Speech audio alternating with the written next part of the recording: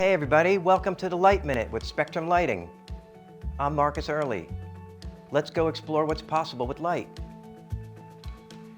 In today's session, we're going to talk about optical accessories for LED track lights.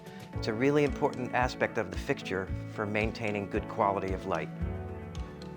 Quite often, track lights are specified with open aperture.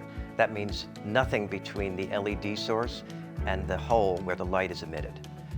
Accessories become an important element for quality. A clear lens can be used over food service, as predicated by local codes. A beam softening lens can create a fuzzy edge and less harsh shadows. A linear spread lens can create an oval beam from a round beam. And to cut down on high angle brightness, a matte black hex cell louver is an important accessory. In addition, a few of our track lights can accept theatrical barn doors. At Spectrum Lighting, we care about the results of the quality of your projects.